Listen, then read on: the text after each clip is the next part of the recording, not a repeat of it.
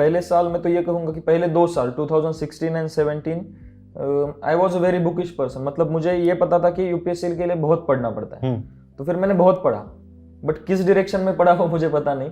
और 2016 में ये हो गया कि I miss my prelims by 0.66 marks. तो फिर मुझे ये लगा कि मैं जो कर रहा हूँ वो सही कर रहा हूँ। ओके। तो फिर मैंने सेम स्ट्रेटेजी फिर फॉलो की and similarly I failed in 2017 by 1 mark.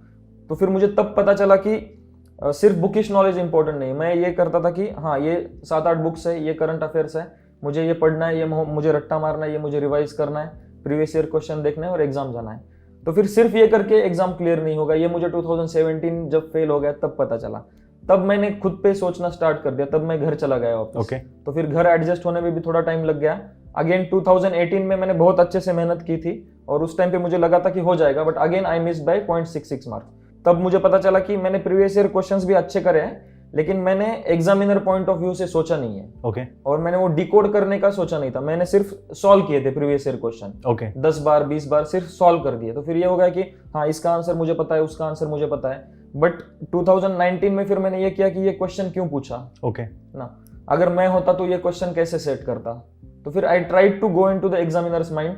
तब मुझे पता चला कि ऑप्शन कैसे निकाल देने हैं एग्जामिनर पॉइंट ऑफ व्यू से, या फॉल्स ऑप्शन कैसे क्रिएट करने। फिर 2019 में मैंने इस पे बहुत वर्क किया। तो फिर मुझे कट ऑफ से 20 वगैरह मार्क ज्यादा मिल गए। तो फिर उस टाइम पे मुझे पता चल गया था कि मैं क्या मिस कर रहा था। तो फिर ये एग्जाम ऐसा नहीं है कि 10 बुक पढ़ो, 10 बार रिवाइज करो, करंट अफेयर्स पढ़ो और एग्जाम में जाके क्लियर करो, नहीं होगा। आपको स्मार्ट बनना पड़ेगा, एग्जामिनर के थॉट प्रोसेस जाननी पड़ेगी, ऑप्शन एलिमिनेशन में वर्क करना पड़ेगा, आपको खुद का थॉट प्रोसेस चेंज करना पड़ेगा।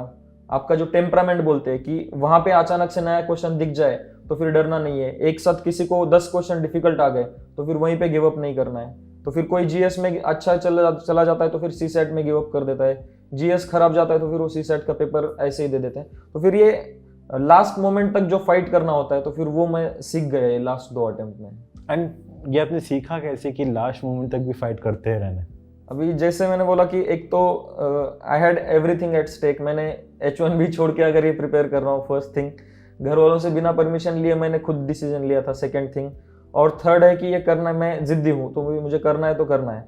और जब मैं प्रैक्टिस करता था तब मुझे ऐसे रिव्यूज बहुत मिलते थे कि you write good answers, if you write mains तो फिर आपका होने के चांसेस है।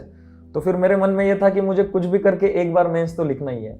And I missed bye margin 0.661 marks. तो फिर मुझे पता था कि it is just about 1 question. अगर मैंने एक क्वेश्चन एक्स्ट्रा सही कर दिया तो भी मैं लिस्ट में आ जाऊंगा, या एक क्वेश्चन कम गलत कर दिया तो भी मैं प्रीलिम्स क्लियर कर दूंगा। तो फिर मुझे ये एक मोटिवेशन था कि आई वॉज वेरी क्लोज।